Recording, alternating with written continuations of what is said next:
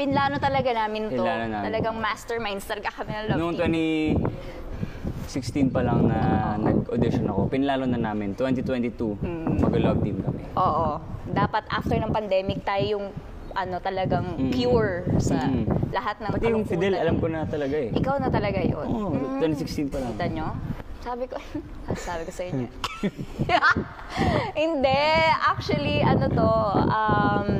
Hindi namin alam. Hindi namin talaga ine-expect. Kasi prior to Maria Clara at Ibarra, galing din kami sa show together yung Mano po. Kami rin yung huling nagka-work talaga. So dito, talagang walang expectations.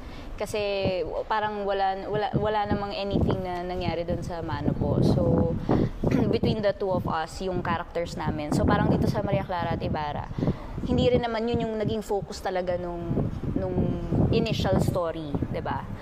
So, sobrang nag-click na lang talaga, tapos mas doon na rin na umikot yung storya, tapos consistent yung support ng mga tao. Kaya mas lalong nakaka-overwhelm for the both of us. I think nung nakikita ko na siya sa TikTok, kasi, di ba, kapag like ka na sa TikTok, it means people like it, di ba? So, I think doon ko na-realize, ang galing gumawa rin kasi ng mga fans ng mga edits, oo, yung mga parang mini music video, ganyan. Tapos pinagko-compile nila yung mga clips namin ni Fidel tsaka ni Clyde, gano'n.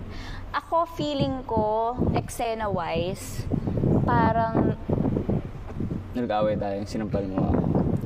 Hindi pa yun eh. Mas yung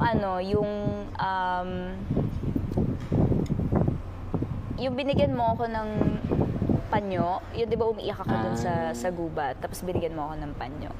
Feeling ko yun. Okay. Kasi parang nung time na yun, ang daming nag-tweet nung episode na yun. Tapos nung parang nag-bow siya sa akin sa pag-save kay Ibarra, from the buhaya, ganon. Kasi yun yung time na nag-switch talaga yung character ni Fidel. From yung arrogant na mayabang na negosyante, ganyan. Tapos doon parang nag-bow siya kay Clay, ganon. Feeling ko, eksena-wise doon. Actually, prior to Maria Clara, sabi ko nga, baka last ko na yun. Kasi parang na-take over na nung liking ko and love ko sa business yung pag-artista. But Maria Clara happened and nag-work yung love team namin. So, I'm here, getting interviewed by you guys.